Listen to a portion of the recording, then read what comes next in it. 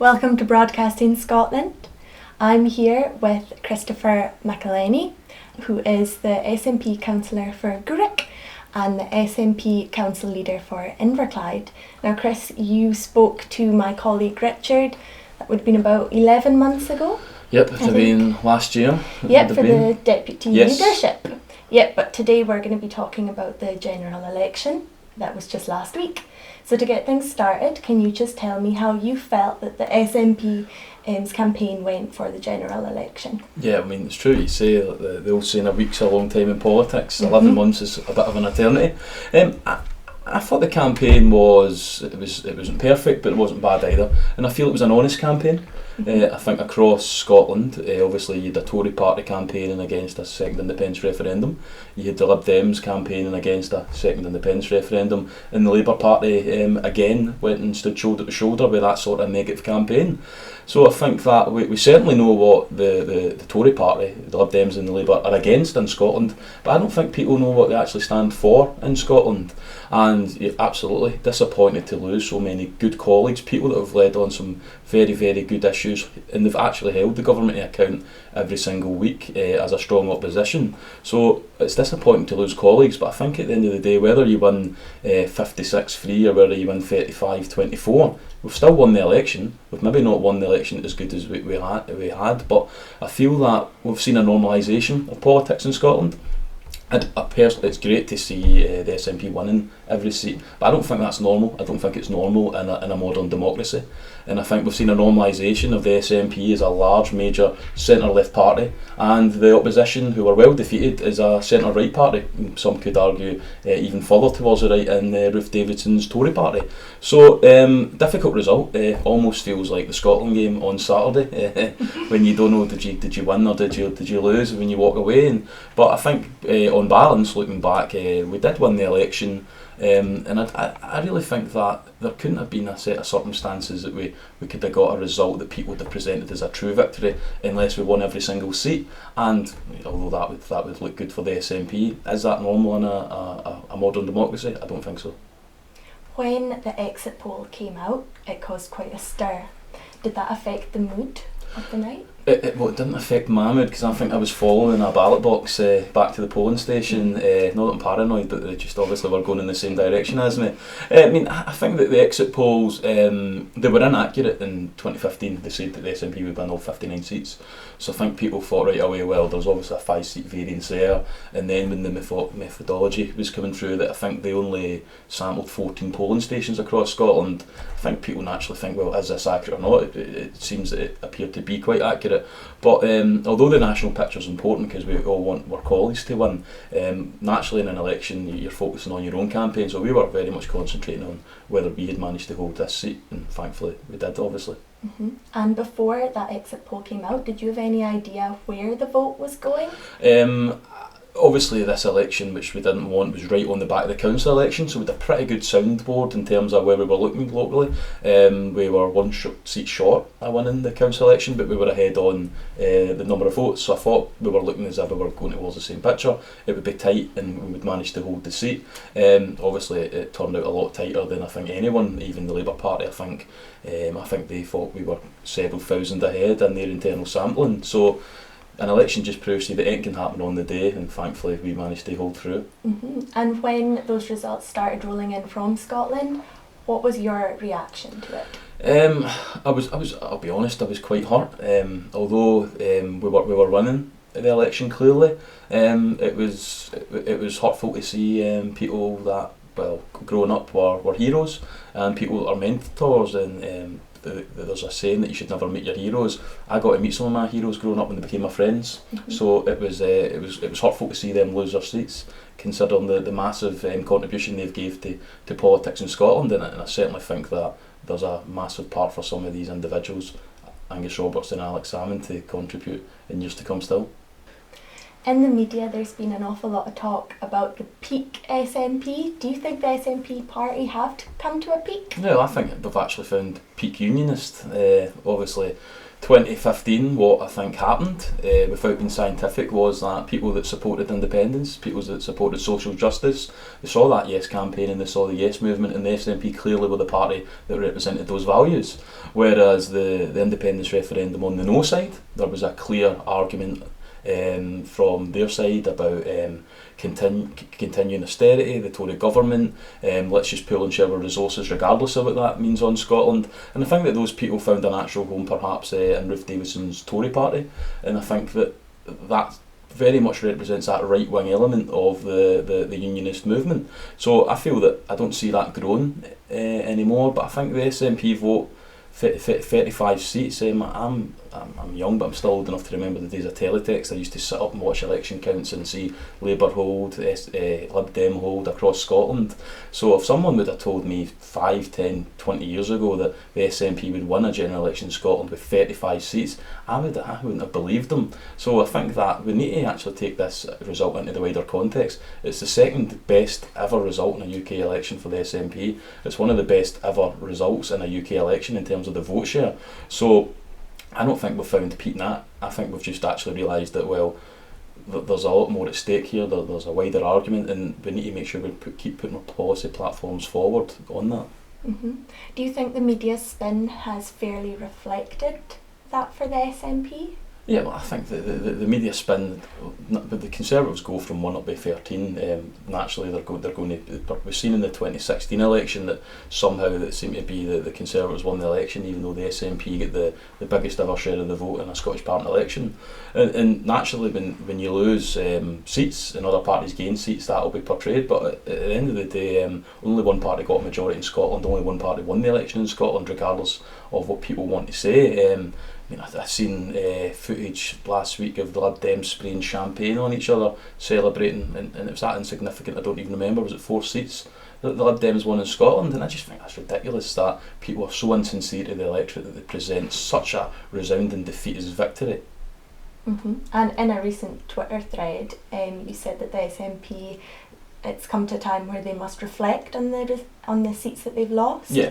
How do you think that reflection is going to pan out? Well, I think what's important is to reflect why we lost the seats and where we lost the seats. I think we lost seats in rural Scotland, and perhaps one of the reasons is that perhaps if coming from Orkney, you realise that Scotland very much centres around the Central Belt, and the west coast of Scotland seems to get all the media attention. So perhaps we didn't realise that people living in those constituencies never quite got the message for why it was important to go and vote SNP to keep the Tories out.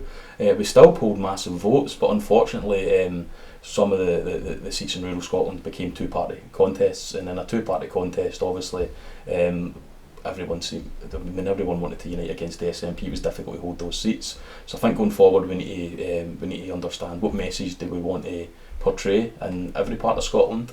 But I absolutely think as the National Party of Scotland, it's important that we always campaign to fight to win in every seat in Scotland. No other party does that. I think we were the only party that either won or came second in every single seat in Scotland, and I think that's because we have a message that appeals to a broad spectrum of the population of Scotland, because we're all united behind, in line with the same direction going forward to what hopefully one day an independent Scotland.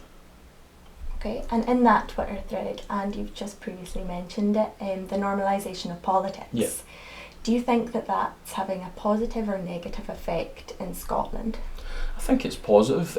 People often say that the SNP is obsessed with the Constitution, but I think every single week at First Minister's Questions, we don't debate the Constitution, we debate policy issues, and granted some of them it's not good to hear because if there's failings we need to work harder to improve those, but I think if you pick any other democracy by our standards, whether it's in Europe or America, there is a clear party that's of the left of centre, there's a clear party with right of centre ideas. One could argue perhaps we need to move away from that sort of politics, and if there's good ideas on either side of the spectrum, take them on board. But I think what we've seen in Scotland is that normalisation, is that it's not normal for a party to win 59 out of 59 seats in an election. And if we're being honest, the only way that people would have said the SNP had a successful election would have been if we won 59 plus 1 seats. So winning 35, it's a reduction, absolutely. We've lost some good colleagues. It is a sore one. Many people have lost their jobs. It's never a good thing.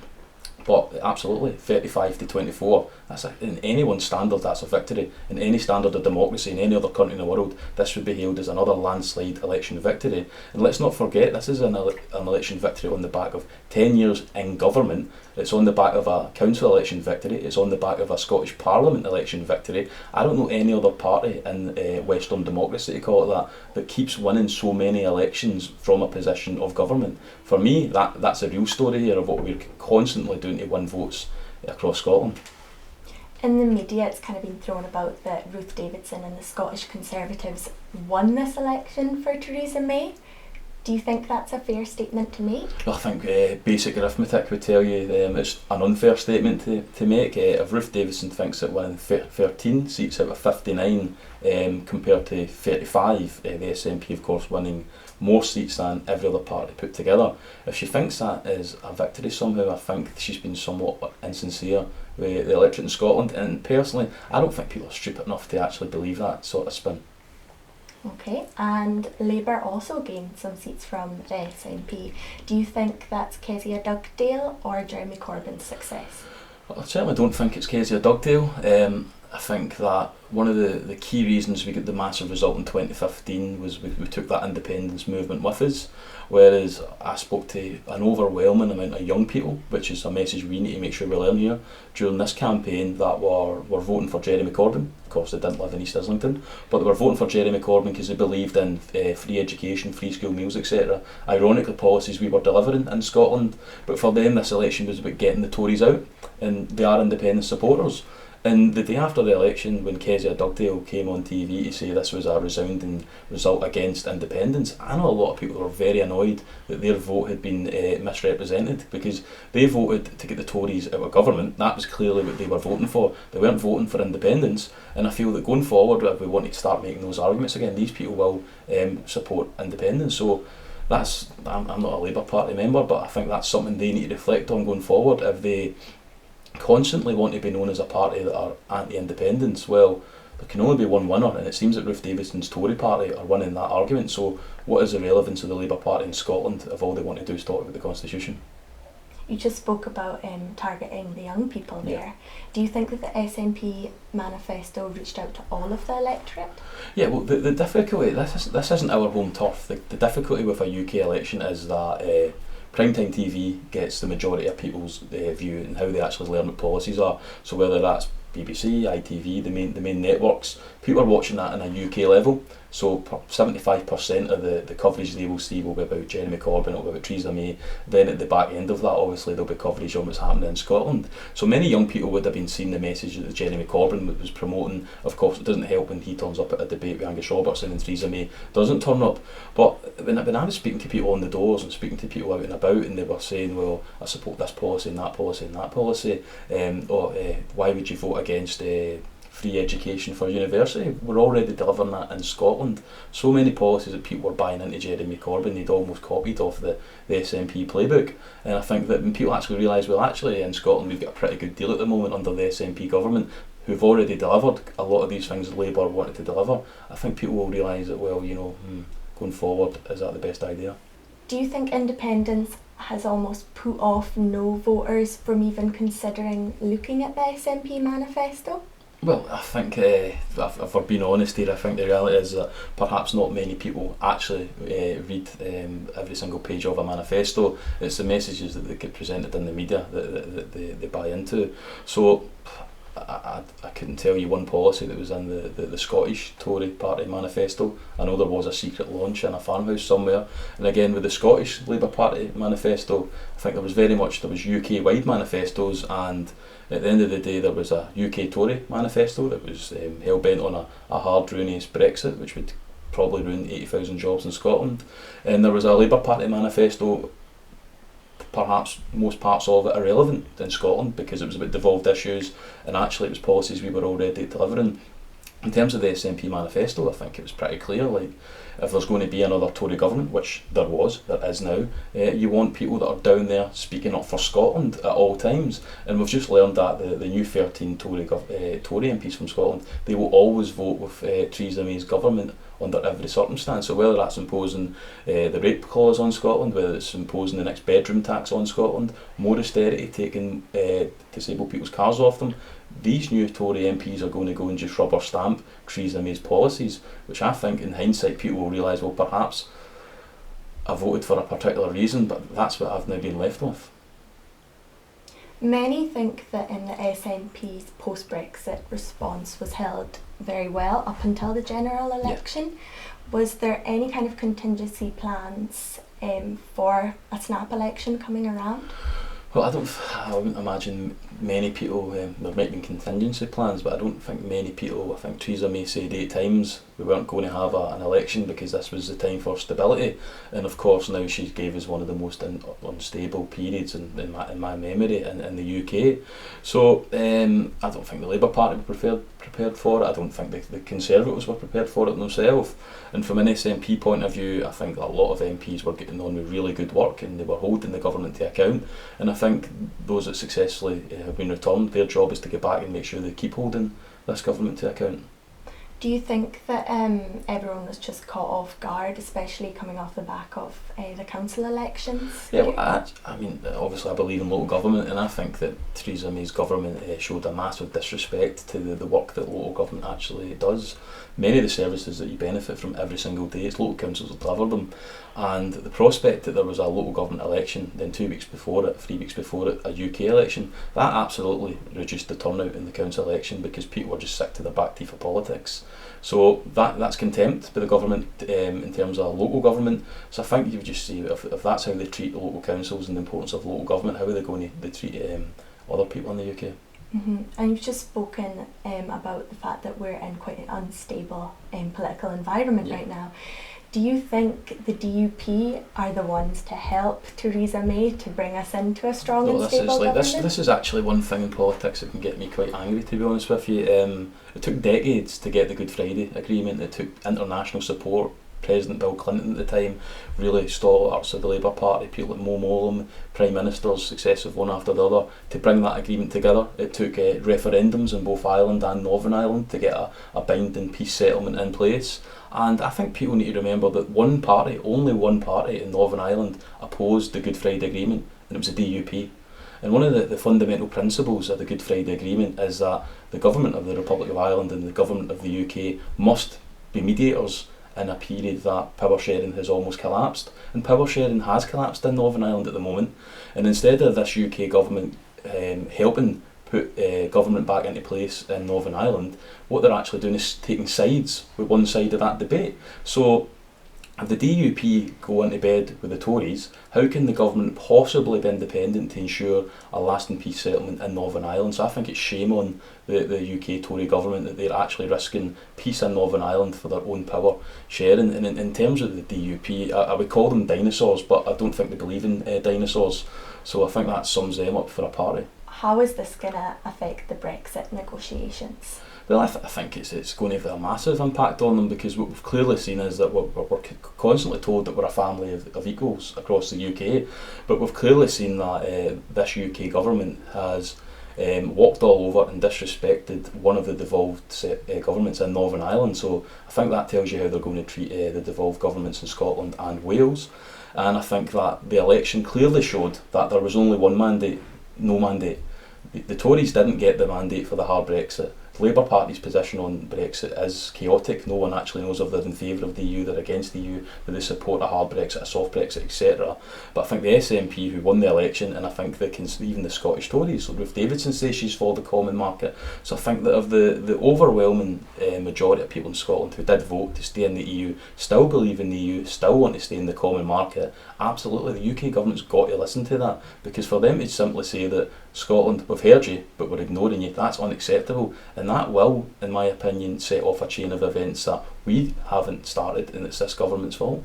Do you think this is going to last in this period of instability? Do you think we're going to be back at the polls? Yeah, well, I think that no one well, perhaps some politicians do, but you speak to any ordinary person, people are sick of politics and they're sick of elections, which is a shame because politics is a force for good in the world. I've always believed that. That's why I became a local politician.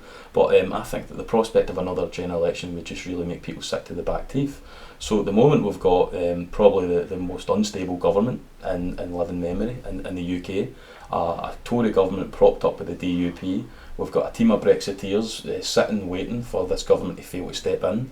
And I think credit to Boris Johnson, he seems to be playing a smart game, somehow pretending that he's all for and supporting Mrs May, but I think that he's absolutely just sitting waiting to take over. And then we have a prospect of a UK government with Boris Johnson as Prime Minister and Donald Trump as President in America, and I think that not many people will not many would have believed that prospect a few years ago, but I think not many will like that idea right now.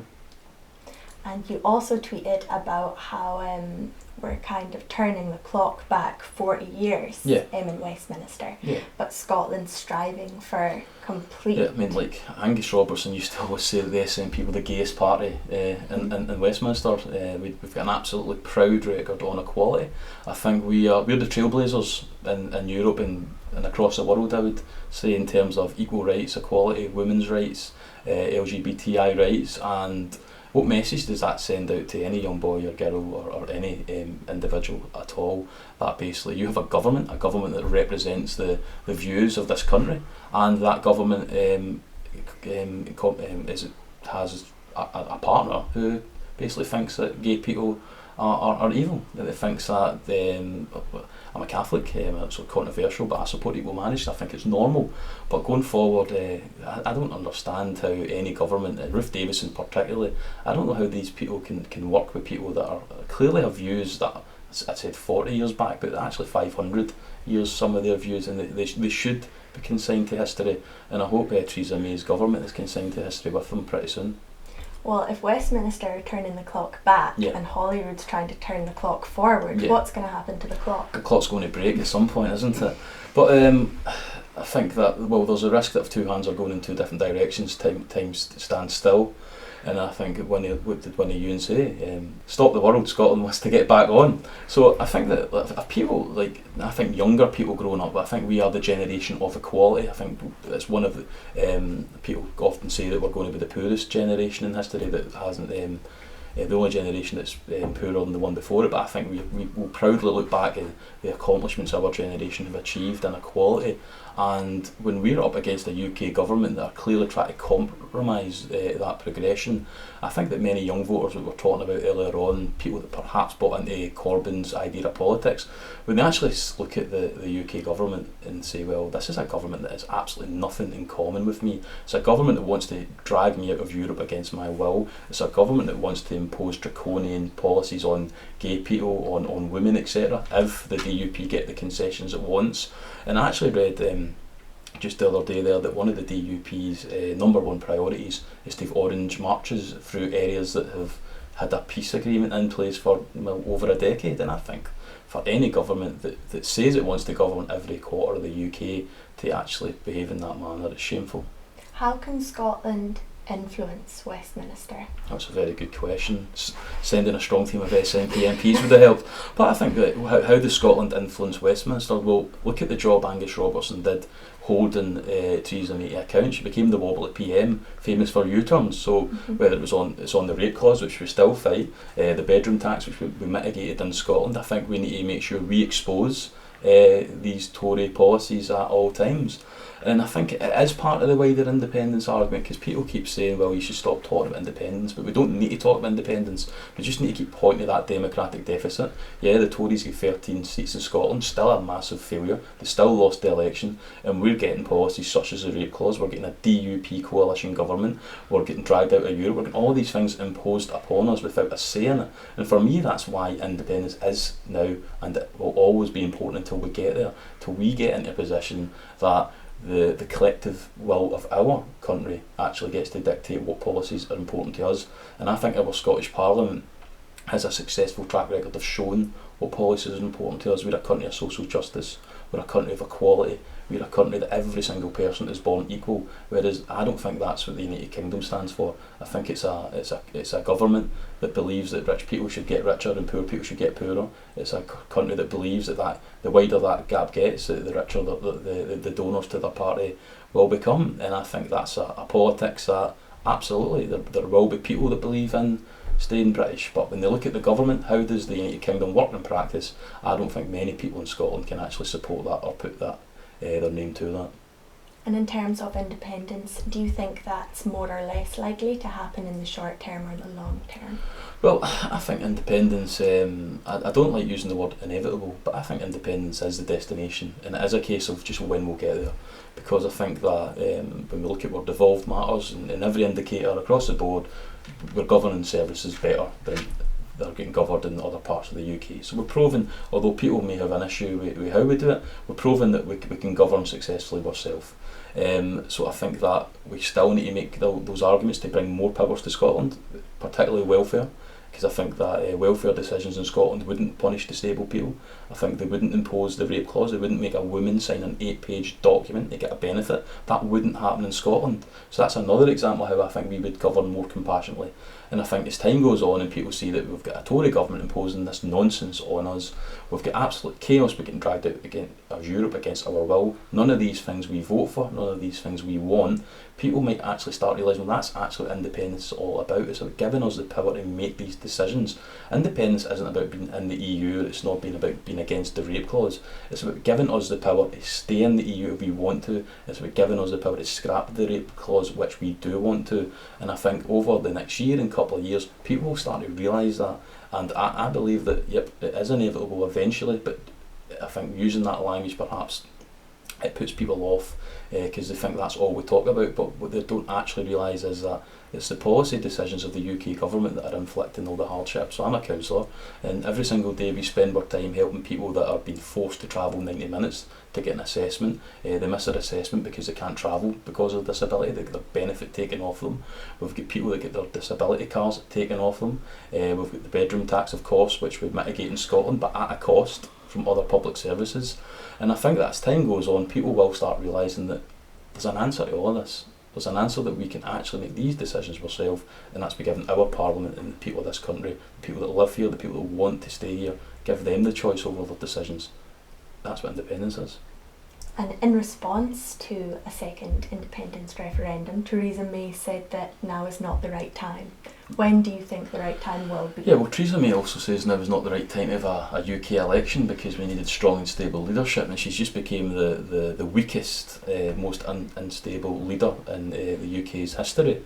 So I think that we shouldn't lose scope of what's actually just happened. What's actually just happened is the SNP won a landslide in this UK election. We won more seats than everyone else put together.